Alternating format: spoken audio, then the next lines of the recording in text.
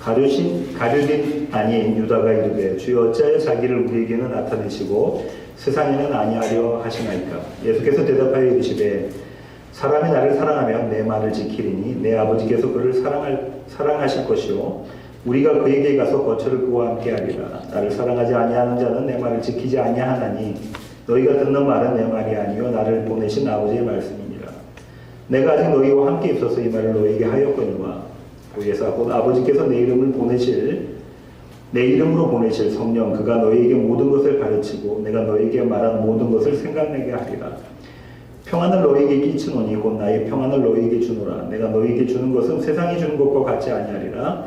너희는 마음에 근심하지도 말고 두려워하지도 말라. 내가 갔다가 너희에게로 온다 하는 말을 너희가 들었나니 나를 사랑하였더라면 내가 아버지께로 감을 기뻐하였으리라. 아버지는 나보다 크심이라. 이제 일이 일어나기 전에 너희에게 말한 것은 일이 일어날 때에 너희로 믿게 하려 함이라. 이후에는 내가 너희와 말을 많이 하지 아니하리니 이 세상에 임금이 오겠습니다. 그러나 그는 내게 관계할 것이 없으니 오직 내가 아버지를 사랑하는 것과 아버지께서 명하신 대로 행하는 것을 세상에 알게 하려 함이로다. 일어나라 여기를 떠나자 하십니다. 오늘은 요한복음 전체를 입체적으로 보는 시간을 갖도록 하겠습니다. 첫 번째 요한복음 첫 번째 강좌 시간에 조금 강의 시간 조금 이야기 드렸던 건데 오늘 좀 더 디테일하게 말씀드리겠습니다.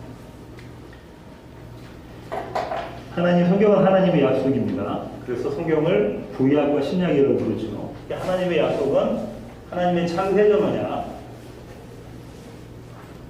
저는 제가 즐겨 쓰는 말로는 하나님 스스로의 언약. 에베소서 1장 4절부터 5절 계속 이어지는 이야기입니다. 창세전에 이 세상이 만들어지기도 전에 하나님께서는 예수 그리스도 안에서 하나님 사랑하신 자를 택하셔서 하나님 앞에서 거룩하고 흠명주를 만들고자 하셨던 하나님의 언약이 있으셨어요. 이 언약을 사람에게 주셔서 계시해서 주신 거죠. 그것이 성경이에요. 성경은 그래서 옛 언약이 구약과 새 언약 이렇게 신약 이렇게 구분되어 있습니다. 예수님 오시기 전에 구약과 예수님 오시고 난 이후의 신약. 예수님 오시기 전의 구약을 복음의 그림자라고 얘기를 하고요. 복음의 그림자. 예수님이 오시고 난 다음의 약속을 복음의 실체라고 얘기해요. 우리 김영수 목사님이 지금 복음의 그림자를 말씀해 주시고 있고 저는 계속해서 복음의 실체인 신약을 이야기하고 있습니다. 구약은 몇 권인가요? 39권. 신약은 27권. 그래서 66권. 자, 헬리캠을 타고 저희가 위로 올라가서 지금 요한복음을 바라보고 있는 요한복음의 오늘 본문을 바라보고 있습니다. 신약은 어떻게 구성되어 있냐면 복음서라는 다른 데서 찾아볼 수 없는 문학의 장르가 있고요. 그 다음에 사도행전이 있습니다. 그 다음에 뭐가 나오죠? 서신서들이 나와요. 그 다음에 계시록이 있습니다. 계시록은 이제 서신이기도 하면서 묵시이기도 합니다. 사도행전도 사실상 한편의 서신이에요. 서신. 사도행 제일 처음 뭐라고 나오죠? 누구에게 보내는 데오빌로 가카이와 보좌가 나옵니다. 서신. 그렇지만 이 서신서는 특별한 편지로서의 서신보다는 사도의 행적을 기록한 기록서에 더 가깝습니다. 자, 이렇게 나눠지는데요. 이 서신서가 복음서가 4권, 사도행전 1권, 계시록이 1권. 그럼 서신서가 몇 권이죠? 21권이라죠? 많다, 그죠? 그 중에서 우리는 이렇게 나눕니다. 하나는 바울 서신으로 나누고, 하나는 바울이 아닌 바울 외 서신, 공동서신이라든지, 바울 외의 서신. 바울이 아닌 사람들이 썼던 서신서들이 뭐가 있죠? 예수님의 수제자인 베드로가 썼던 베드로 전후서가 있어요. 그 다음에 유다서, 그 다음에 야고보, 그 다음에 요한상 하나 이렇게 되어 있습니다. 나머지가 전부 다 바울 서신인데요. 히브리서는 바울이 썼다는 견해도 있고 그렇지 않다는 견해도 있어요. 바울 서신은 일반 서신과 목회 서신, 그다음에 옥중 서신으로 나누는 거죠. 일반 서신은 로마서, 고린도전서, 데살로니가전서 이렇게. 목회 서신은 디모데전서, 디도서. 옥중 서신은 에골, 빌빌이라죠. 에베소서, 골로새서, 빌레몬서, 빌립보서 이렇게. 이렇게 이런 구조가 있어요. 복음서는 또 이렇게 두 가지로 나눠집니다. 하나는 공관복음과 하나는 제4복음서라는 요한복음이 있겠습니다. 오늘 여기에 대해 설명을 조금 더 드리겠습니다. 신학교의 신학 개론 시간입니다.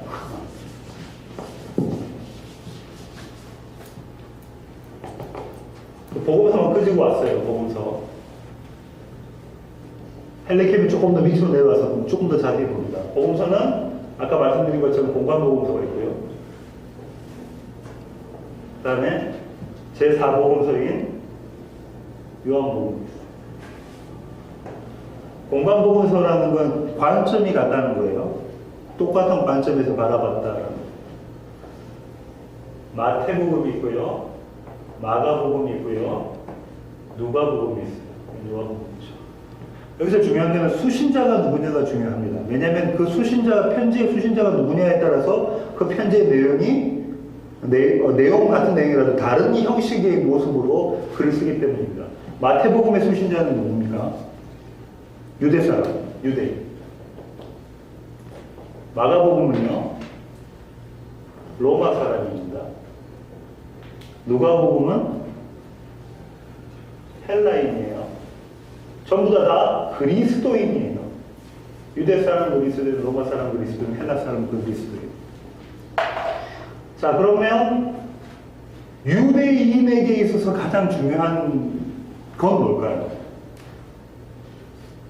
메시아란 말이죠. 메시아. 이거는 히브리어가 헬라어로 하면 이게 뭐죠? 크리스토스예요. 메시아, 하나님이 오실 것이다. 자기들의 누구? 왕 중의 왕. king of the kings. 왕 중의 왕이 오실 것이다. 그래서 마태복음의 주제는 뭐예요? 왕으로 오신 예수 그리스도. 그렇죠? 로마 사람에게 중요한 건 뭐냐면, 로마 사람은 주종관계예요. 주인과 종의 얘기. 항상 그렇게 복종하는. 로마는 군대로부터 시작했죠. 주종. 그래서 예수님을 어떻게 표현하고 있냐면, 로마 사람들은 종으로 오신 예수 그리스도. 하지만 이 종이 누가 되시는 것? 주인이 되는 모습. 헬라어는 큐리오스랍니다. 주인이 되는 모습. 하나님이란 말이에요. 종으로 오신 모습. 다시 말하면 섬기는 자로 오신 모습을 그리고 있는 게 마가복음이에요. 누가복음은 헬라 사람들에게는 어떤 사상을 갖고 있었냐면, 헬라 철학이, 헬라는 옛날부터 그 그리스니까 철학이 발달했잖아요. 뭐 아리스토, 소크라테스, 뭐 아리스토텔레스, 계속 플라톤. 헬라인들은 이데아라는 사상을 가지고 있어요. 이게 뭐냐면, 눈에 보이는 것들은 다 허상이다. 사실상은 정신이라는 따로 눈에 보이지 않는 것이 있는데, 눈에 보이는 것들은 다 허상이다라고 생각을 합니다. 눈에 보이는 건 허상이야. 이데아라는 것. 눈에 보이는 사실적인 실체, 사실하면 물질적인 것은 다 이건 허상이다. 그래서 눈에 보이지 않는 정신세계만 쫓는 그런 사상들이 있었어요. 그 사람들에게 누가는 그런 그리스도인들에게 뭘 설명하려고 했냐면, 사람으로 오신, 인간으로 오신 예수 그리스도를 설명하려고 합니다. 무슨 사상이냐면 인자 사상이에요. 그래서 누가복음을 살펴보면 예수님이 태어난 모습부터 예수님이 침례받고 예수님이 성전에 가시는 모습 계속 이야기를 하고 있습니다. 사람으로 오신 예수님에 대한 이야기를 하고 있습니다. 그래서 어떤 학자들은 이렇게 이야기합니다. 마태복음은 왕으로 오신 예수님이니까 이것을 사자에 대한 이유를 해요. 사자. 그죠? 네, 마가복음은 종으로 오셨으니까 뭐 소에다 비유를 합니다. 누가복음은 사람에 비유해요. 요한복음은 독수리에 비교합니다. 왜 그런 거 제가 설명 좀 드릴게요. 요한복음은 누가 우리 믿고 있냐면 요한이, 사도 요한이 썼다고 믿고 있어요. 근데 언제 썼느냐? 아마 에베소 교회에서 목회를 하고 있었을 때에 썼을 것이라고 생각합니다. 에베소 교회는 누가 만들었어요? 누가 개척했죠?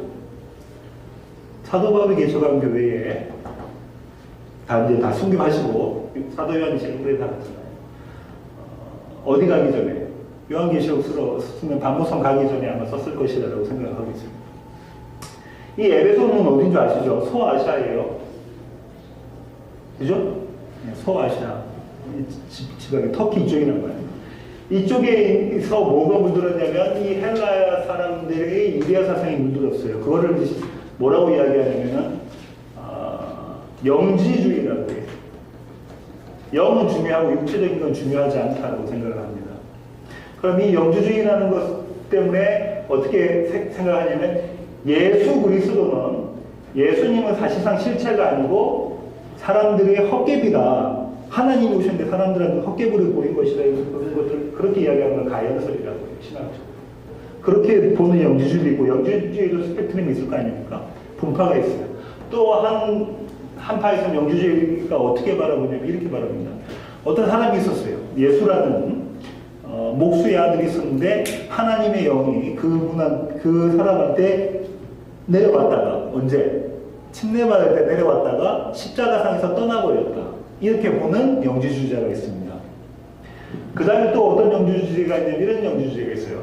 물질적인 것은 열등한 거예요. 그러니까 예수 그리스도 성자는 열등한 신이라고 봅니다. 열등한 신이 하나님이에요. 더 우월한 하나님이 계세요. 이분이 성부예요. 왜? 이분은 영이시고 이분은 뭐기 때문에 물질을 믿고 있는 육체를 믿고 계시기 때문에 그렇게 바라봅니다. 열등한 신. 그래서 하나님으로부터 성부 하나님으로부터 창조된 하나의 피조물이지만 인간과 천사보다는 나은 존재 이렇게 보는 영지주의도 있었어요. 이런 것들이 판을 쳤어요. 고린도 교회는 뭐가 판을 쳤죠? 유대 사람들이 들어가가지고 어떻게 했어요? 고린도 교회에서는 할례 받아라 막 이런 게 판을 쳤잖아요. 근데 이 에베소 쪽에서는 그랬단 말이에요. 그래서 이거 아니고 뭘 설명해 줘야 됐어요? 요한 목회에 이런 사람들이 들어와서 요한 목회의 발목을 잡고 흔드는 겁니다. 그러니까 뭘 설명해 줘야 되겠어요? 예수 그리스도는 완전하신 하나님이고 완전하신 인간으로 오신 분이다 라는 것을 설명을 해줘야 될 거 아니에요. 그러고 난 다음에 그분이 오신 목적에 대한 이야기를 쭉 공간복음서와는 다른 게 사실상은 하나님의 말씀, 예수님께서 당시 하셨던 말씀을 해석하는, 주의하는 쪽으로 많이 흘러갔던 복음서가 요한복음이에요. 독수리라고 설명한 이유를 아시겠습니까? 어떻게? 하나님께로부터 내려온 말씀이신 분이 육신으로 있고 내려오셨던 독수리가 하강하는 모습을 그리고 있어서 독수리라고 복음이라고 이야기를 해요. 요한복음의 주제를 요한은 어디다 썼냐면 요한복음이 몇 장까지 있습니까? 21장까지 있죠. 20장 마지막에 써놨어요. 한번 보겠습니다. 요한복음 20장 30절부터 31절까지 한번 보겠습니다. 예수께서 제자들 앞에서 이 책이 기록되지 아니한 다른 표적도 많이 행하셨으나 표적이 많다는 말이에요. 그래서 여기서는 표적을 몇 개만 행하셨냐면 7개만 행하셨습니다. 나중에 제가 설명드릴게요. 행하셨으나 31절 이게 목적이에요. 요한복음의 목적, 기록 목적. 오직 이것을 기록하면 너희로 예수께서 하나님의 아들 그리스도이심을 믿게 하려 함이요 또 너희로 믿고 그 이름을 힘입어 생명을 얻게 하려 합니다. 요한복음의 목적이 뭐라고요? 중요한 단어들이 나와요. 4개가 나옵니다. 뭐 나옵니까? 예수, 또 그리스도, 그죠? 하나님의 아들이신 이 그리스도니까 뭐예요? 메시아죠.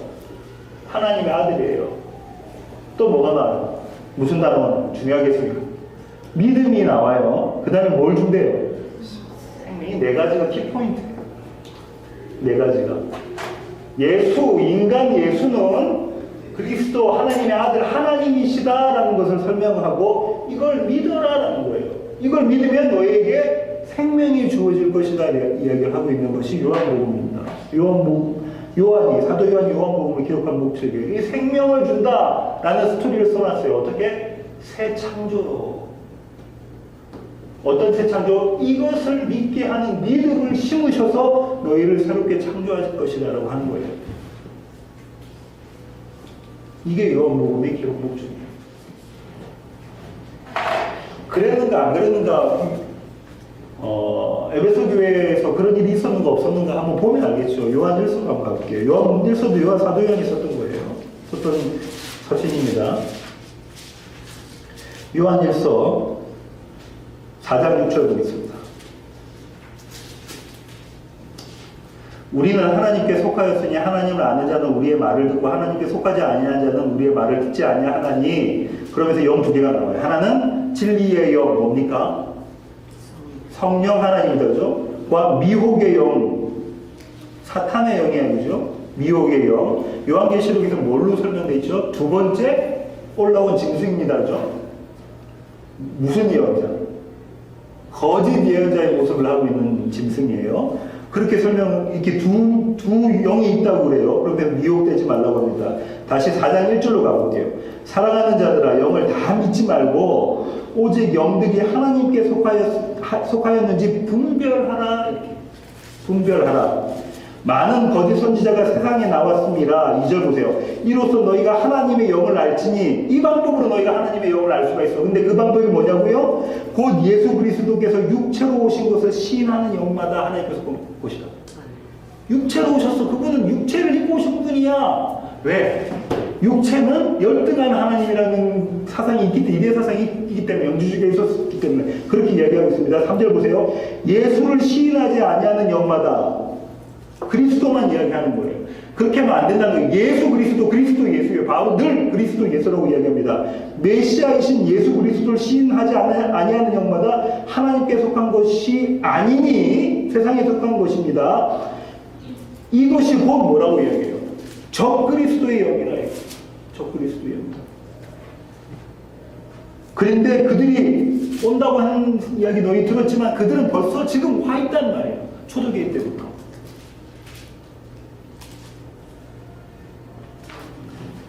지금 에베소 교회의 분위기를 아시겠죠? 그런 영지주의자들이 지금 그 교회 담임 목사인 사도 요한을 흔들고 있는 거예요. 그래서 그거 아니야. 그거 아니고 참 하나님 인간으로 오신 그 참 하나님, 완전하신 인간이시고 완전하신 하나님 그분을 믿는 게 너희들에게 생명으로 주어지는 거야. 이렇게 그 그림을 그리고 있어요. 그래서 뭐라고 그러죠? 맨 마지막 장에 앞장 20장에 뭐라고 해요? 예수님이 부활하신 몸을 입고 나왔는데 누구만 빠졌어요? 의심 많은 도마만 빠졌다 그죠? 도마만 빠졌어요. 그 다음에 나는 못 믿겠어. 내가 어떻게 해야 믿겠다고 합니까? 예수님이 살아났는지 창자국에 손을 넣어봐야 믿겠어. 육신 오신 예수님에 대한 이야기. 주님이 다시 그 도마 앞에 나타나셔서 뭐라고 하시죠? 만져봐. 그리고 보지 않고 믿는 믿음이 더 값지다 이야기를 하고 하시는 분이요. 이제 분위기를 아시겠죠? 요한복음이 어떤 정황 가운데서 쓰여졌는가 분위기를 아십니다. 요한복음 1장부터 21장까지 있다고 해서 1장부터 21장까지 있습니다. 1장 1절부터 시작해서 한 19절 1장 요한복음 1장으로 가보십시오. 18절까지. 그러니까 서론이 1장이 1절부터 18절까지가 서론이고요. 그 다음에 빛으로 오신 예수님에 대한 설명을 침례 요한으로부터 이렇게 하고요. 그 다음에 2장부터 사이 부분도 그건데 2장부터 시작해가지고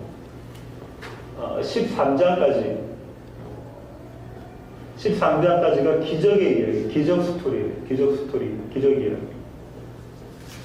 그 다음에 14장부터 17장까지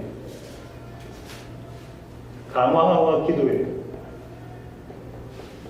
그다음 18장부터 20장까지가 예수님의 십자가와 빈무덤, 사망과 예수님의 죽으심과 고난, 죽으심, 그 다음 부활, 그 다음 21장이 후기라고도 이야기하고요. 부록이라고도 이야기해요. 신학적으로. 후기라는 이야기는 20장에서 끝났다는 거예요. 후대에 다른 그의 제자들이 덧붙였다고 해서 후기라고 얘기합니다.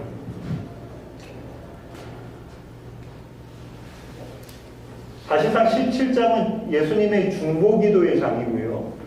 강화는 전부 다 14장부터 16장까지가 예수님의 강화예요. 엄청난 양을 여기다 할애를 하십니다. 그죠? 이때가 언제입니까? 이때가 예수님이 고난 받으시기 전, 십자가 달려 돌아가시기 전날 저녁 만찬이, 최후의 만찬부터 시작했어요. 목적이 뭐라고 그랬죠? 요한복음의 목적이? 완전하신 하나님과 완전하신 그 인간으로서 예수 그리스도를 믿는 믿음으로 너에게 주어지는 생명이 다르죠? 그렇게 해서 새 창조에 대한 이야기라고 말씀을 드렸잖아요. 그럼 예창조도 있겠네요. 헌창조 이런 것도 있겠죠. 이 창세기. 창세기를 해석해 놓은 게, 주의해 놓은 게 요한복음 1장입니다. 특별히 1장부터 18절까지. 1장 1절부터 18절까지. 그런가 안 그런가 한번 보겠습니다. 창세기로 가겠습니다. 창세기로. 창세기 1장 2절 보세요. 오늘 조금 시간이 길어질 수 있습니다. 창세기 1장 2절. 1절부터 읽을게요. 태초에 하나님이 천지를 창조하시니라. 땅이 혼돈하고 공허하며 흑암이 깊음 위에 있고 하나님의 영은 수면 위에 운행하시니라. 3절까지 맞아. 3절 4절 읽을게요. 하나님이 이르시되 빛이 있으라 하시니 빛이 있었고 빛이 하나님이 보시기에 좋았더라. 하나님이 빛과 어둠을 나누사. 이렇게 되어 있습니다. 성경의 태초에부터 시작하는 권이 세 권이 있습니다. 뭐 보겠습니까? 하나는 창세기, 또 하나는 요한복음, 또 하나는 요한서신, 요한일서. 조금 이따 제가 찾아보겠습니다. 좀 찾아볼까요? 요한일서 한번 볼게요. 요한일서.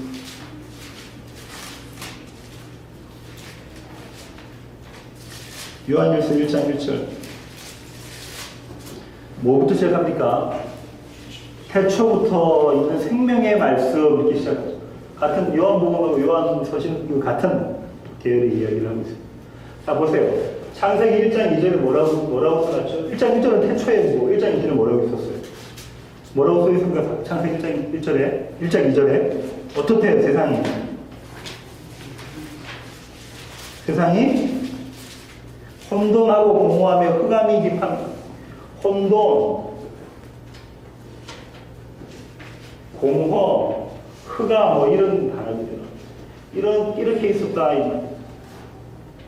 근데 요한복음은 1장 3절에 창세기 1장 3절에 빛이 있어라. 하나님 보시기에 그 빛이 너무 좋았고 그래서 어둠과 빛을 나누고 낮과 밤을 이렇게 나눈 거예요. 구별을 할 수 없어요. 요한복음은 어떻게 시작합니까? 요한복음 1장 1절 보세요. 태초에 말씀이 계시니라. 말씀이 계셨다고 그러고 이 말씀이 하나님과 함께 계셨으니 이 말씀은 곧 하나님이시니라 이렇게 이야기해놓고 9절 가볼게요. 참빛 곧 세상에 와서 각 사람에게 비추는 빛이 있었다. 참빛에 대한 이야기가 있습니다. 그런데 세상이 알지 못했다. 이 빛을 알지 못했다. 다시 말하면 뭐라 세상이 혼돈하고 공허하고 흑암 가운데 있었다는 얘기예요. 이렇게 요한이 해석한 게 그럼 맞나? 그런 의문이 들잖아요. 왜냐하면 이거는 우리가 알기로는 이 땅이 세상이 만들어지기 전에 이야기인데 요한은 지금 어떻게 얘기했냐면 세상이 빛을 알지 못한다. 혼돈하고 공허하고 흑암 속에 있다고 생각을 하고 있잖아요. 근데 사도 요한이 그렇게 생각했던 이유가 있을 거 아니에요. 구약이 그런 얘기가 아니었구나라는 걸 이해를 했단 말이죠. 예레미야 4장. 예레미야 4장. 이사야담입니다. 예레미야 4장 22절, 23절 한번 볼게요. 23절부터 보겠습니다. 보라, 내가 땅을 본즉 어떻대요? 혼돈하고 공허하며 하늘에는 빛이 없으며 흑암 가운데 있다는 얘기했죠. 그러면서 쭉 산들이 보다 나무가 없고 하나님이 창세기에서 창조하셨던 그런 것들이 없는 모습을 그림을 그리고 있어요. 그런데 그런 모습이 어떤 모습이라고 예레미야가 이야기를 하고 있냐면 22절 보세요. 내 백성은 나를 알지 못하는 어리석은 자요 지각이 없는 미련한 자식이라. 악을 행하기에는 지각이 있으나 선을 행하기에는 무지하도다. 생산해낼 수 있는 것은 오직 죄밖에 없는 자, 그런 자들이 내 백성이더라 를 이야기하고 있죠, 예레미야가. 그죠? 그러면서 뭐라고 이야기하고 있어요? 창세기 있던 그대로 내가 땅을 보니, 하나님이 땅을 보시니, 세상을 보니, 우리를 보니 혼돈하고 공허하며 흑암이더라, 빛이 없더라. 그잖아요. 그거를 사도 요한이 이제 해석해내는 거죠. 아, 창세기에 그럼 이렇게 이야기해 놓은 것이, 자, 창세기에 있었던 옛 창조가 사실상은 새 창조를 위해서 주어진 것이구나라는 것을 이해하는 거죠. 사도 요한이 예레미야를 보고 이해를 하고 있습니다. 그렇게 된 거예요. 그러면서 창세기 1장 3절에 뭘 있으라 했어요? 빛이 있으라 하나님께서 말씀하셨어요. 빛이 있으라. 근데 이때는 해가 만들어지기 전입니다. 그죠? 이 빛, 태양빛이 아니란 얘기예요. 해가 만들어지기 전이니까. 근데 이미 낮과 밤을 이야기를 하고 계세요. 주님이 맨날 이야기하시죠. 낮 동안 이래라. 이 얘기를 하고 계시잖아요. 빛 가운데 있는 모습을 이야기를 하고 계시죠. 빛이 있으라 하면서 하나님이 뭐라 하세요? 보시기에 심히 좋았더라. 지워버렸네요. 하나님 스스로의 언약을 이루시는 모습에 대한 그 빛, 예수 그리스도 몸에서, 그러니까 빛이 있습니다. 이 빛 이야기하기 전에 뭐예요? 말씀으로서의 예수 그리스도를 이야기하죠. 태초에 말씀이 그와 함께 계셨다, 이런 얘기를 하고 있습니다. 근데 이 빛을 나중에 요한은 쭉 1장에서 쭉 내려오면서 말씀이 빛으로 바뀌고, 말씀은 곧 빛이시다, 예수 그리스도시다, 이 얘기를 하고 있습니다. 말씀에 대한 걸 좀 찾아보면 아까 찾아봤던 요한 1서 1절부터 2절, 태초부터 있는 생명의 말씀에 관하여는 사도행전이 어떻게 이야기하고 있는 곳이에요? 생명의 말씀에 관하여는 우리가 들은 바요, 눈으로 본 바요, 자세히 보고 어떻게 했대요? 우리 손으로 만진 바요. 도마의 이야기를 하고 있죠. 사도들의 이야기를 하고 있습니다. 부활하신 예수님을 본 것들. 이 생명이 나타내신 바 된지라, 이 영원한 생명을 우리가 보았고 증언하여, 이 얘기를 하고 있습니다. 히브리서 강의 여러분 들어보셨습니다. 그죠? 김재영 목사님 그때 그런 말씀 하셨죠. 히브리서 1장으로 가겠습니다. 히브리서 1장 1절부터 2절까지. 옛적의 선지자들을 통하여 여러 부분과 여러 모양으로 우리 조상들에게 말씀하신 하나님이 이 모든 날 마지막에는 아들을 통하여, 예수 그리스도를 통하여 우리에게 말씀하셨으니, 그 자로 이 아들을 만유의 상속자로 세우시고 또 그로 말미암아 모든 세계를 지으셨느니라. 이는 하나님 영광의 모고 광채시고 그 본체의 형상이시라. 하나님이 계시된 분이 예수 그리스도구나 라고 이야기를 하고 있잖아요. 히브리서 기자. 바울도 어떻게 이야기하고 있는 거 보겠습니다. 고린도 후서 4장 6절. 고린도 후서 4장 6절. 어두운 데에 빛이 빛이라 말씀하셨던 그 하나님께서, 누구의? 성부 하나님이죠. 빛이 있으라 했던 창세기에 예수 그리스도의 얼굴에 있는 하나님의 영광을 아는 빛을 우리 마음에 비추셨느니라. 예수 그리스도가 빛이, 여기 빛이 세 개가 나와요. 그죠? 그죠? 원래 빛 되셨던 성부 하나님과 그 하나님이 빛이 있으라 하셔서 성자 하나님, 빛으로 오신 예수 그리스도에 대한 이야기를 하시고, 그 빛을 우리 가운데 조명해 주신 성령 하나님 이야기, 내 마음 가운데 그 빛을 보게 하신 그분, 그 이야기를 하고 있잖아요. 지난 시간에 제가 성부, 성자, 성령님에 대한 말씀을 드렸습니다. 계시록 22장 5절로 가볼게요. 계시록 22장 5절.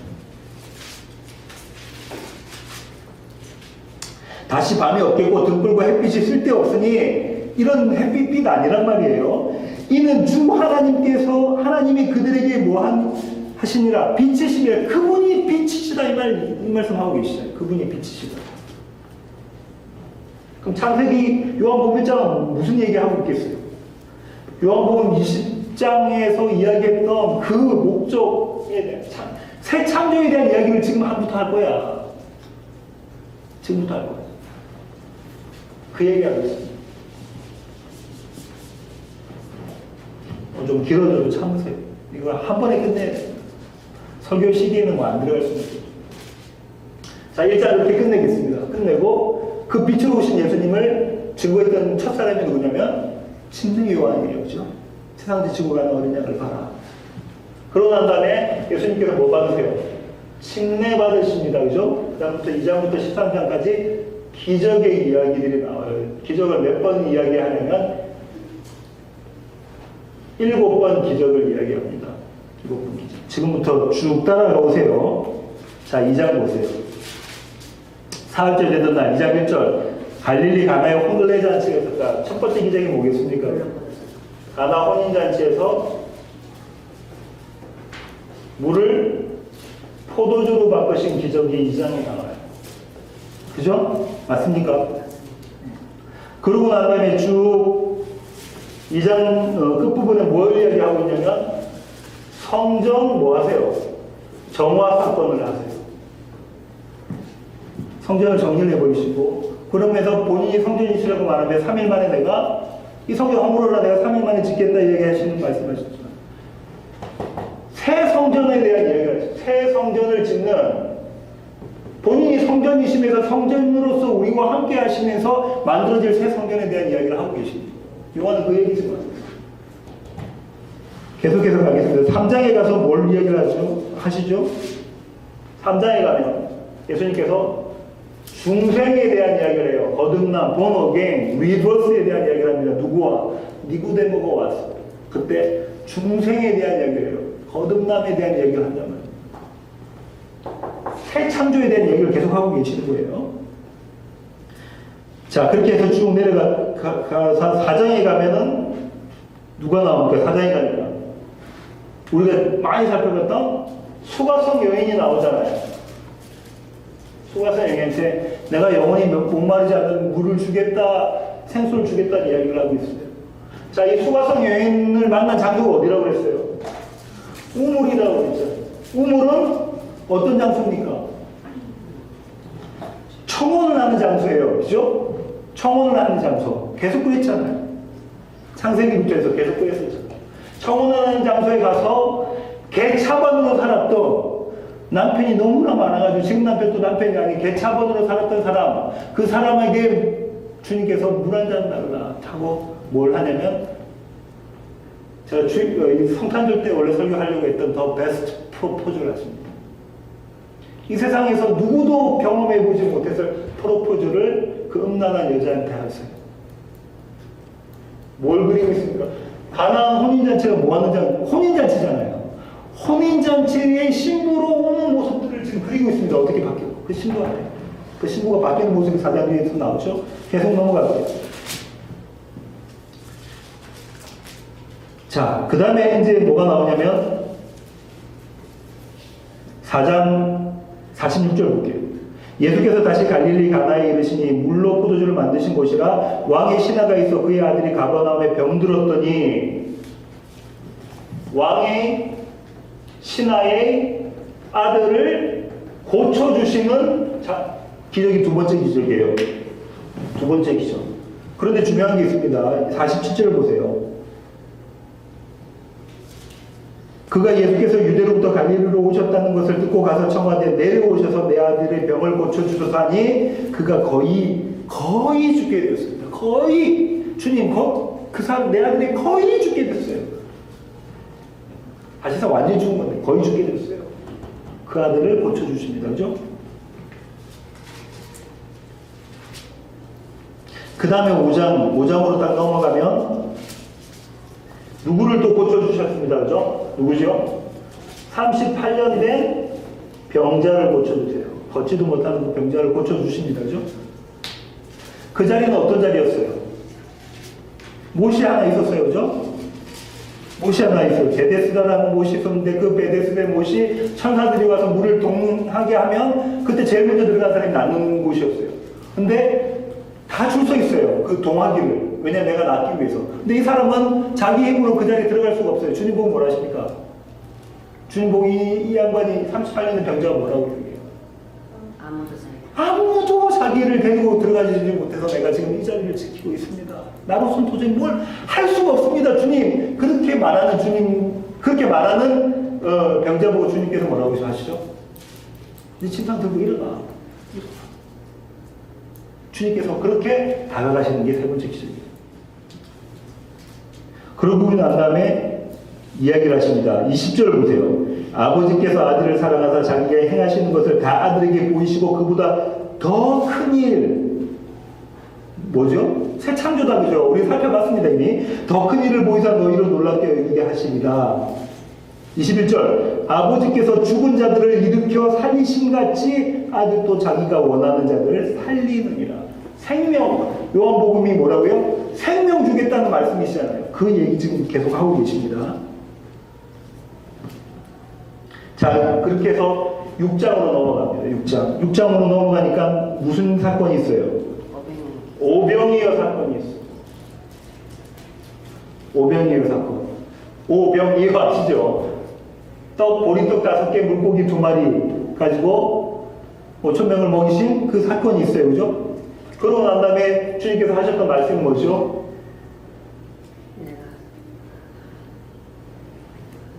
너희 조상들이 먹었던 만나 그것도 썩어질 거야. 참 만나인 나의 살과 피를 먹고 마셔라 라고 이야기해요. 이때 제가 옛날에 설명했죠. 앞에 부분과 뒤에 부분이 시제가 틀리고 사용했던 그 명사가 틀리다고요. 동사도 틀리고. 나의 살과 피를 먹어라. 이 뭐 이야기하는 겁니까?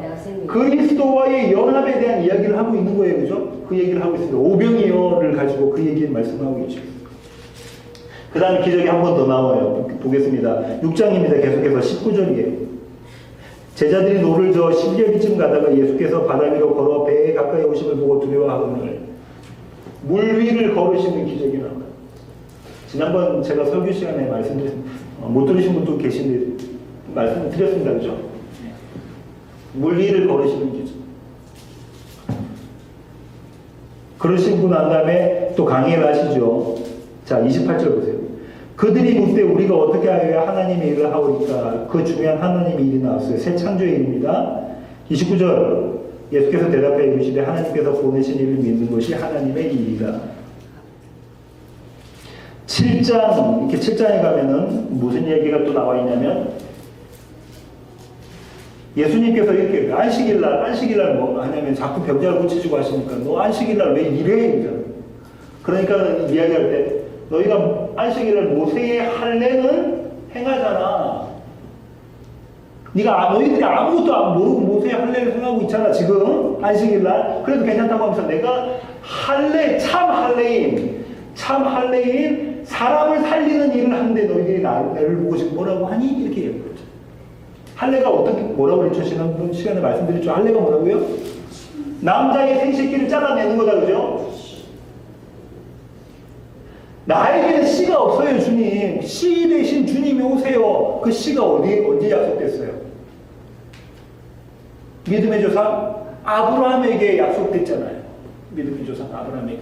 너에게부터 씨가 날 것이다 라고 약속해요. 그 씨를 주세요라는 것이 할례란 말이에요. 나에게 생명이 없어요. 나는 죽은 자예요. 사망한 자예요.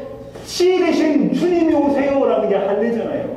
그 할례, 모세의 할례를 이야기하면서 그건 그림자야. 참 할례는 뭐? 내가 너와 연합하는 거야. 내가 너와 결혼하는 거야. 이 개차바 같은 여자야. 라고 이야기하고 있는 참 할례에 대한 강화를 설명을 하고 계시죠. 계속 나가겠습니다. 8장에 또 그 유명한 여인이 또 나와요. 여자는 다 교회예요. 그죠?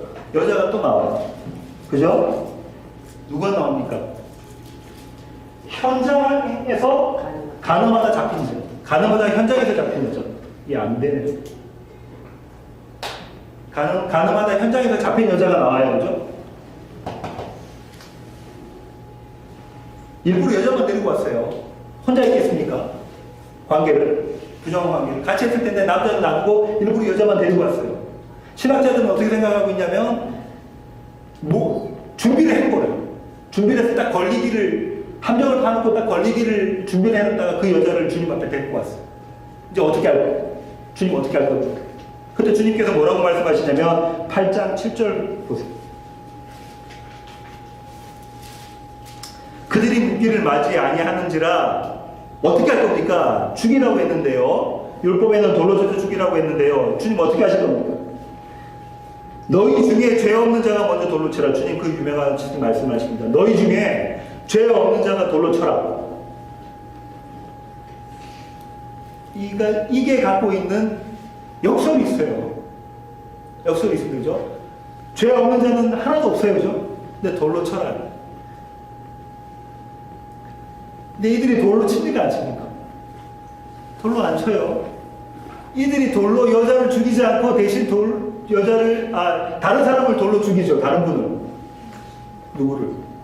예수 그리스도를 나중에 죽입니다. 여자 대신. 그죠? 자, 10절. 예수께서 일어나서 여자 외에 아무것도 없는 것을 보시고 이르시되 여자여 너를 고발하던 그들이 어디 있느냐? 너를 정죄한 자가 없느냐? 대답하여 주여 없나이다. 예수께서 이르시되 나도 너를 정죄하지 아니하노니 나도 너를 정죄하지 않는다. 왜? 네가 내 신부니까. 개차반 같은 네가, 음행했던 네가, 현장에서 붙잡힌 네가 나의 신부니까 내가 너 죄를 다 대신해서 내가 죽고 내가 너와 연합함으로 내가 너를 정죄하지 않는다. 부유한 너를 의롭다 이야기하겠다 이렇게 말씀하시죠. 그 다음에 9장이 딱 들어가면 또 한 기적이 또 나옵니다. 그게 뭐냐면 날 때부터 못 던 자, 맹인되었던 자, 날 때부터 앞을 못 봤던 블라인드를 고쳐주십니다. 그죠? 날 때부터 맹인되었던 자, 어둠 속에 있던 자, 빛이 아니라 어둠 속에 있던 자를 고쳐주십니다. 9장 1절 예수께서 길을 가실 때에 날 때부터 맹인된 사람을 보신지라 제자들이 물어 이르되 랍비여 이 사람이 맹인으로 난 것이 누구의 죄로 인함이니까 자기니까 그의 부모니까. 자기는 죄 없다는 거죠. 정상적으로 태어났으니까. 주님 뭐라고 말씀하십니까? 예수께서 대답하실 때 이 사람이나 그 부모의 죄로 인한 것이 아니라 그에게서 하나님이 하시는 일을 나타내고자 하십니다. 하나님이 하시는 일이 뭐예요? 새 창조 예수 그리스도를 믿는 믿음으로 새롭게 창조되는 것을 나타내게 하기 위해서 주님께서 그렇게 하셨다 이야기를 했어요. 그러니까 바리새인들하고 종교 지도자들 와서 묻습니다. 네가 낳는 거 어떻게 낳은 거야? 누구 보고 이야기합니까? 눈 뜬 그 소경한테 물어보죠. 어떻게 해서 네가 낳았니? 그래서 소경이 이야기합니다. 예수님이 고쳐주셨어요. 그러면서 소경이 해석을 하죠. 30절 보겠습니다. 그 사람이 대답하여 이르되 이상하다. 이 사람이 내 눈을 뜨게 하였을 때 당신들은 그가 어디서 왔는지 알지 못합니까? 31절 하나님이 죄인의 말을 듣지 아니하시고 경건하여 그의 뜻대로 행하는 자의 말을 들으시는 줄 우리가 아나이다. 33절 이 사람이 하나님께로부터 오지 아니하였으면 아무 일도 할 수 없으리이다. 당시 종교 지도자들, 그 종교인이라고 했던 자들은 몰랐던 이야기를 눈뜬 소경이 합니다. 예수님을 통해서 눈뜬 소경이 합니다. 그 다음에 10장에는 주님께서 또 강화하신 그 유명한 비유를 하십니다. 선한 목자. 나는 양의 문이다. 나를 통해서만 너희들이 구원을 받을 수 있어. 그 얘기를 하십니다. 그 다음에 10장 후반부에 가면은 이제 예수님께서 이 말씀하세요. 나와 아버지는 하나이다. 내가 하나님이야 이 얘기하니까는 뭐라고 합니까? 신성 모독죄라고 그 예수님을 죽이려고 하죠. 그러니까 예수님께서 그 유명한 말씀을 하세요. 지난번에 제가 설명드렸어요. 34절 보겠습니다. 예수께서 이르시되 너희 율법에 기록된 바 내가 너희를 신이라 하였노라 하지 아니하였느냐. 어떤 사람은 신이라고 했어요? 말씀을 받은 사람은 신이다 이 말이에요. 하나님 말씀을 받은 사람을. 말씀은 누구세요? 예수 그리스도와 연합한 자는 신이다 하나님이야 이렇게 계시록 시간에 지난 시간에 계시록 광자 시간에 말씀드렸습니다. 그리고 그러고 나온 다음에 맨 마지막 11장에 맨 마지막 뭐가 있어요? 마지막 기적이 죽은 나사로를 살리시는 기적이 있어요. 죽은 나사로를 살리시는. 얼마나 됐어요? 죽은 지 썩어서 냄새 나는 자. 썩어서 냄새 나는 자. 바울의 표현으로 하면 사망의 몸에 죽은 자하고 내가 이렇게 묶여 있는 거예요. 사망의 몸인 자, 그런 나를 살리시는 모습으로 기적을 마감시킵니다. 7번. 이거보다 기적을 더 많이 행하셨다고 이야기하죠. 마지막에. 그런데 이렇게 7번만 썼다. 완전한 하나님의 사역에 대한 그림을 그리고 있습니다. 사도 요한이. 그러면서 첫 번째 뭘로 시작했어? 내가 너와 결혼할 거야. 개처방 같은 여자야. 내가 너랑 결혼할 거야. 개처방 같은 우리 보고 주님께서 말씀하시면서 마지막에는 뭘로 어떤 기적으로 끝나죠? 죽은 나사로를 살리신. 죽어있는 나 썩어서 냄새나는 너 우리를 살리시는 예수님으로 그림을 그려요. 마지막으로 기적의 그림을 끝냅니다. 그러시면서 14장부터는 강화를 하세요. 이제 해석 설명을 해주세요. 그래서 14장에 대한 강화를 지금부터 제가 여러분과 계속해서 설명을 드렸었잖아요. 뭘로 시작됩니까? 이때 14장부터 17장까지 17장까지 사실상 14장부터 16장까지가 강하고 17장은 중보기도라고 말씀드렸는데 이때까지 장소가 어디였어요? 14장, 15장 장소가 어디예요? 마지막 만찬일 때 아마 마가의 다락방이었을 것 같죠? 거기서 마지막 최후의 만찬을 하고 하시면서 최후의 만찬을 하시면서 주님께서 하셨던 일이 뭡니까? 우리 살펴봤죠? 뭐였어요? 세족 사건이었잖아요. 나는 죽고 그리스도가 사는 그 사건 이야기를 하는 거죠. 그 다음에 누굴 이야기합니까? 가룟 유다의 배신에 대한 이야기를 예고하시고 난 다음에 뭐 하세요? 세계명 주세요. 세계명이 뭐죠? 너희는 서로 사랑하라. 이 얘기하고 있잖아요. 서로 사랑하라. 그죠? 그 다음에 한번 보겠습니다. 19절. 14장입니다. 계속. 이게 13장이네요. 13장. 그죠? 13장, 12장까지 왔습니다. 14장부터 너희는 마음에 근심하지 말라부터 시작합니다. 뭐 하지 말라? 14장 1절이 근심하지 말라. 믿음 가운데 있어라 이야기를 합니다. 14장. 그 다음에 오늘 본문 중에 있었던 데를 보겠습니다. 27절. 14장 27절 뭐라고 이야기하고 계십니까?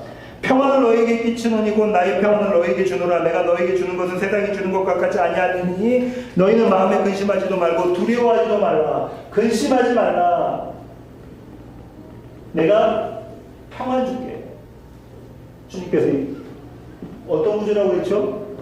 샌드위치 구조다, 인클루즈다 그렇죠? 영어는 또 샌드위치 구조라고도 하지만 또 어떤 구조라고 하냐면 봉투 구조라고 해요. 봉투 구조. 엔벨롭이죠. 봉투 구조. 그 봉투를 딱 열면 봉투 안에 여러 가지 내용물이 있을 거예요. 그 내용물이 이 안에 차곡차곡 들어가 있어요. 이 샌드위치 그 구조, 봉투 구조, 인클루즈 구조는 뭘 설명하는 거라고 했죠? 이걸 가지고 양쪽에 있는 주제를 강화시키거나 아니면 양쪽에 있는 것들이 안에 내용을 보충 설명하거나 그런 거라고 그랬어요. 이렇게 하면서 들어가셨던 이 구조를 보세요. 근심하지만 믿음 가져 하면서 주님께서 하셨던 첫 번째 말씀이 뭐냐면 거치에 대한 얘기를 하세요. 그죠? 헬라어로 메노, 장막에 대한 얘기. 내가 너희와 함께 할게. 아버지와 함께. 그 얘기를 하고 계시는 거잖아요. 그럼 14장 앞에는 그 얘기가 있겠다. 그죠? 보세요. 23절. 예수께서 대답하여 이르시되 사람이 나를 사랑하면 내 말을 지키리니 내 아버지께서 그를 사랑하실 것이요. 우리가 뭡니까? 성부 하나님과 성자 하나님이 그에게 가서 거처를 그와 함께 하리라. 거처를 그와 함께 하리라. 연합에 누가? 성부와 성자가 어떤 방법으로? 성령이 우리와 함께하는 방법으로 그 얘기하고 있죠. 그러면서 가운데 세 계명에 대한 얘기가 있었죠. 여기서는 나의 계명, 나의 말씀 이런 얘기입니다. 내 말씀을 지켜. 세 계명이 뭐라고 그러죠? 서로 사랑하라. 전제가 뭡니까? 너희가 나를 사랑하면. 다시 말하면 구약과 신약의 일관적인 계명 뭐죠? 하나님 사랑, 이웃 사랑. 나를 사랑하라. 나를 사랑하는 자는 내 계명을 지킬 것이다. 나의 계명 말씀을 지킬 것이 나의 말을 지킬 것이라는 이야기를 하고 계시죠. 근데 지난번에 살펴봤죠. 뭡니까? 사랑하면 하고 전제를 달았어요. 근데 우리는 결단코 주님을 사랑할 수 없는 존재다 우리가 살펴봤습니다. 그죠? 누구를 통해서? 베드로를 통해서. 나로서도 도대체 주님을 사랑할 수가 없어요. 내가 사랑하는 것은 누구예요? 나예요. 매일의 삶 가운데 내가 주인 돼서 내가 내 삶을 나의 기대와 바람과 계획대로 가기를 원하는 거예요. 나는 주님을 사랑할 수 없는 자예요. 를 고백을 하게 했잖아요. 근데 그걸 해야 돼. 그걸 해야 새 창조가 되는 거야 라고 말씀하시면서 그걸 할 수 있는 방법에 대해 설명을 하시면서 갖고 온 것이 성령. 기도해. 성령을 줄게. 성령 하나님으로 함께 말미암아 성부와 성자가 너와 함께함으로 너희는 결단코 깨어나 죽어도 깨어나도 할 수 없는 그 사랑이라는 걸 하게 해줄게. 근심하자 하면서 제자들이 근심했을까요? 안 했을까요? 네, 했습니다. 왜 근심했겠습니까? 이 앞에 상태가 뭐였어요? 12장에 나왔던 얘기인 거예요. 나사로가 죽었던 나사로를 살리고 난 다음에 예수님이 그 당시에 유대 지방에 뭐가 됩니까? 탑스타가 됩니다. 그죠? 이 죽은 사람을 살리네? 그것도 죽은 지 날이나 돼서 썩어 냄새나는 자를 또박또박 걸어 나오게 해서 살리네? 스타가 됩니다. 누구로? 메시아로. 그리스도로 스타가 되죠. 그 스타 된 사람을 예루살렘으로 입성할 때 뭐라고 합니까? 이스라엘 백성들이. 뭐라고 이야기를 하죠? 호산나 다윗의 자손이요 하면서 종려나무까지를 보면서 입성을 하잖아요. 왜? 우리가 이제 원했던 그 호산나 메시아 그리스도가 오셨다 하나님이 오셨다고 이야기를 합니다. 근데 그 자들이 예수님을 죽이잖아요. 그 장면이 아직 예수님 죽기 전 돌아가시기 전에 그 장면으로 오셨는데 예수님이 뭐라고 하시냐면 최후의 만찬을 드시면서 주님께서 말씀하시는 게 내가 가는 그 길에 너희들 따라오지 못해. 근데 나중에 따라올 수 있을 거야. 그러니까 베드로가 나서죠. 베드로가 뭐라고 합니까? 주님이 가시는 그 길에 내가 동행하겠습니다. 내가 함께 있겠습니다. 한시라도 주님과 떨어지지 않겠습니다. 나는 주님을 사랑할 수 있는 자예요. 라고 이야기를 하잖아요. 그렇게 이야기를 하잖아요. 근데 주님께서 뭐라고 합니까? 주님께서 뭐라고 하시죠? 까불지 마. 너로서 나를 사랑할 수가 없어. 너로서는 도대체 나를 사랑할 수 없어. 다 보이기 전에 네가 나를 3번 부인할 거다. 그러니까 제자들이 갑자기 뻥칩니다. 멘붕의 상태가 되죠. 그죠? 왜냐하면 이제는 지금 뭘 기대했던 자들이에요. 예수님의 오른편과 왼편에 누가 앉을 거냐. 장관으로 예수님이 이스라엘의 왕이 되시면 장관으로 앉을 자리가 네 자리냐 내 자리냐 그만큼 싸우는 자들이었는데 주님께서 내가 가는 길 너희들을 따라오질 못해. 아니 내가 주님 가는 길 따라갈게요. 그 자리에 따라갈게요. 그잖아요. 베드로가. 오른편에 왼편에 내가 쓸게요. 그러니까 네가 지금 그거 몰라서 하는 얘기야. 내가 가는 길은 너희는 도저히 못 오는 길이야. 죽으러 가는 길이야. 내가 주님 죽기까지 따라가겠습니다. 하지만 네가 다굴기 전에 3번 나를 부인할 거다 하니까 제자들이 뭐 하겠어요? 근심하겠죠. 근심. 이 근심이 앞에는 어디서 나왔냐면 배 타고 근심하고 있어요. 그죠? 주님 안 계시는 그 자리에 배 타고 근심하는 모습. 근심하는 자들에게 주님이 말씀하시는 것이 근심하지 마. 두려워하지 마. 믿음을 가져 하면서 풀어나가셔서 맨 또 27절에 근심하지 마. 믿음을 가져. 내가 너와 함께 있을 것이다. 그래서 내가 너한테 평안 준다. 주님께서 주시는 평안은 뭐하고 다르대요? 세상이 주는 평안과는 성질이 다르고 질이 다르대요. 왜냐하면 세상이 주는 평안은 뭐겠어요? 나의 욕망을 채워주거나 나의 두려움을 없애주는 것. 이것이 세상이 주는 평안이에요. 평화. 평안, 그죠? 내가 기대했던 거, 내가 계획했던 거, 내가 목표했던 것, 그것을 이루는 것이 세상이 주는 평안인데 이거 같지 않다. 왜냐하면 이거는 잠시라고. 여러분 좋은 차를 렉서스 같은 걸 사셨다고 생각해보세요. 더 좋은 차 벤츠 같은 걸 사셨다고 생각해보세요. 아니면 자가용 비행기를 사셨어요. 며칠, 몇 달, 몇 년 갑니다. 그게 주는 욕망에 대한 두려움에 대한 기대. 이 만족 가면 며칠 못 가죠. 내가 주는 건 이런 거 아니야. 이건 뭐죠? 죄의 양상이라고 그랬어요. 욕망으로 드러나는, 가지 못한 것을 갖고자 하는 것, 가진 것을 빼앗길까봐 힘들어하는 그 죄의 양상. 이건 뭐예요? 내가 하나님이야, 내가 주인이야, 내가 큐리오스야, 내가 하나님이야 하는 그 자리에 있는 자들이잖아요. 그거 무너뜨리고 너는 죽고 그리스도가, 예수 그리스도가 참 주인이다, 참 하나님이다 고백하는 자리로 만들어갈게 하는 그림이죠. 기적으로 보여주셨던 걸 지금 강요하고 계시는 장면이다 이 말입니다. 그러면서 내가 참 평안을 줄게. 오늘 하루의 삶 가운데 여러분이 얼마나 평안을 구하십니까? 저는 이 평안을 구해요. 세상이 주는 평안. 여전히 이걸 구하고 있지만 주님께서는 내 안에 내주하시면서 이건 틀렸고 내가 주는 평안을 너희가 구해 라고 주님께서 말씀하십니다. 여기까지 하고 난 다음에 27절 이후로는 부록으로 이렇게 또 좀 들어갔다고 생각하시는데요. 28절 볼게요. 내가 갔다가 너희에게로 온다 하는 말을 너희가 들었나니 나를 사랑하였다라면 내가 아버지께로 감을 기뻐하였습니다. 아버지께서 나보다 크십니다. 어떤 신학자들은 이 아버지, 이 논쟁이 소지가 많습니다. 아버지가 나보다 크다, 성부가 성자보다 크냐, 그 얘기하고 있는 건 아니고요. 하나님의 말씀을 지키는 자로 주님이 오셨고 그 주님을 비추시는 모습이 성령 하나님이라고 했죠. 지난 시간에 말씀드렸습니다. 성부 하나님은 여기시기 때문에 우리가 그분을 감지할 수가 없으니까 그분을 계시하신 분이 누구라고요? 성자 하나님 예수 그리스도 계시하신 분이에요. 하지만 이것은 객관적으로 역사적으로 계시든지 이분이 나의 주인과 나의 삶에 하나님으로 등장하지는 못하잖아요. 이수신 장군처럼. 근데 이분이 나에게 주인입니다, 나는 주인이다라는 것을 우리 삶 가운데 계시시키신 분이 성령 하나님이시라고 계시시키신 분.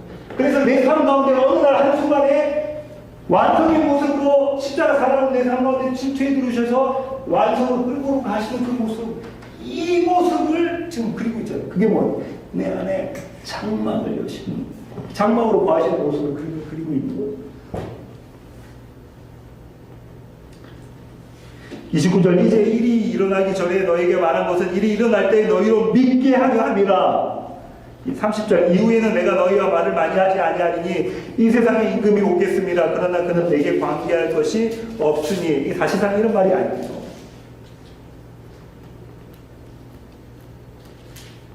이 세상 임금은 여러분 아시죠? 이 세상 임금은 내가 왕이 되려고, 세상이 주는 평안을 가득하고 내가 왕이 되려고 하는, 사실상 내 안에 있는 나, 내 안에 있는 나. 여기서 복선이 그렇게 되었습니다. 어떤 지금은 예수님을 죽이려고 있는 그 유대 사람들의 모습, 로마 병정들의 모습과 함께 내 안에 있는 나의 모습을, 그 그림을 두 가지를 다 담고 있는 거예요. 그는 내게 관계할 것이 없으면, 이거는 어떤 말이냐면 그가 나를 정복하고 통치하고는 하지 않는다는 거예요. 그러면서 뭐라고 말씀하시냐면 비코즈가 있어요. 오직 내가 아버지를 사랑하는 것과 아버지께서 명하신 대로 행하는 것을 세상에 알게 하려 함이로라. 무슨 말이냐면 그가 와서 나를 어떻게 할 수 있는 자가 아닌데 내가 그의 손에 붙잡혀서 죽는 이유는 내가 하나님의 창세전 언약을 이루시기 위한 것이고, 내가 하나님 창세전 언약을 이루기 위한 것이고, 그 일을 그렇게 해서 너희들을 나의 자녀상, 나의 신부로 만들기 위한 것이다라고 설명하고 있습니다. 이게 요한복음의 이 전체적인 그림을 제가 헬리콥터 타고 올라가서 이 전체를 보는 그 그림을 제가 설명을 드린 거예요. 오늘 설교 제목이 나의 평안을 너에게 주노라. 주님께서 주시는 평안. 우리의 노력함으로 우리의 어떠한 건 얻을 수 있는 게 아니겠다죠. 모세가 잘 표현하고 있습니다. 출애굽기 14장으로 가서 한 절만 보고 끝내겠습니다. 출애굽기 14장 11, 13절. 이집트에서부터 나왔어요. 이집트에서 나왔어요. 고기 먹고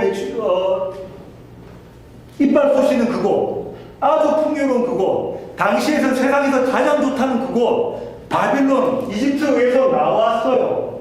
하나님의 백성을 불러냈어요. 내 백성아 나오라, 그 소리를 듣고 나온 자들이에요.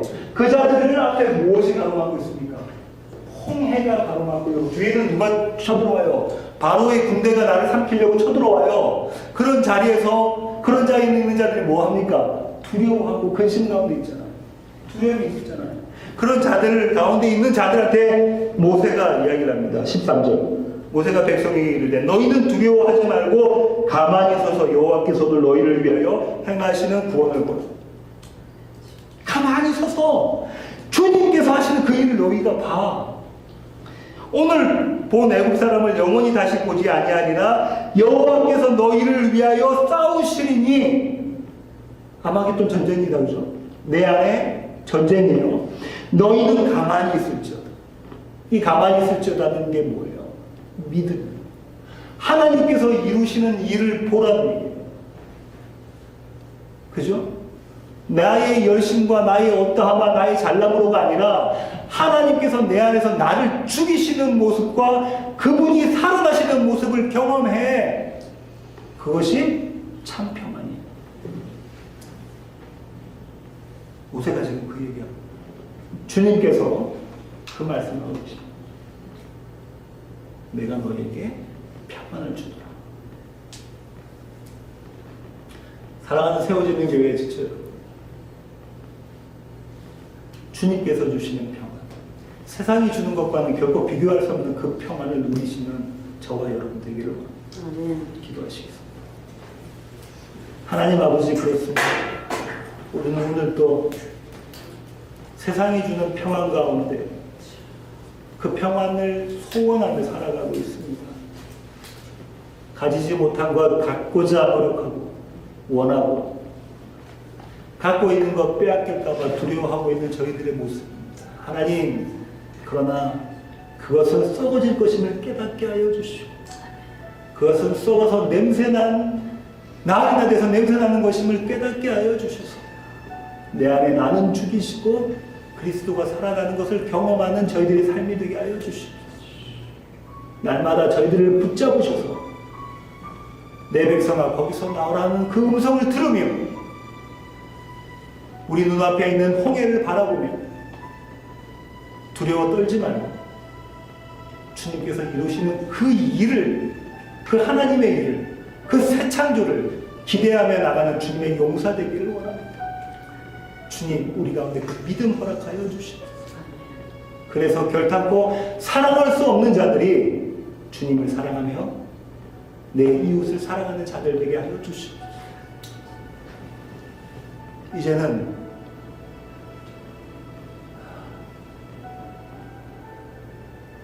우리에게 다가오셔서 개차반 같은 우리에게 나와 결혼해 주겠노라고 말씀하신 그렇게 우리를 그 결혼잔치에 초청하시는 예수 그리스도의 놀라우신 사랑,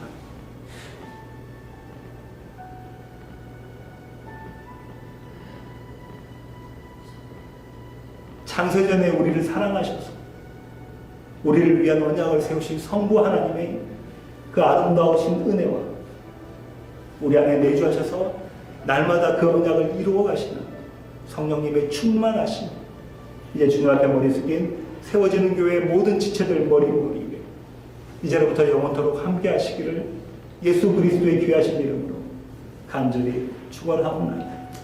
아멘. 아멘.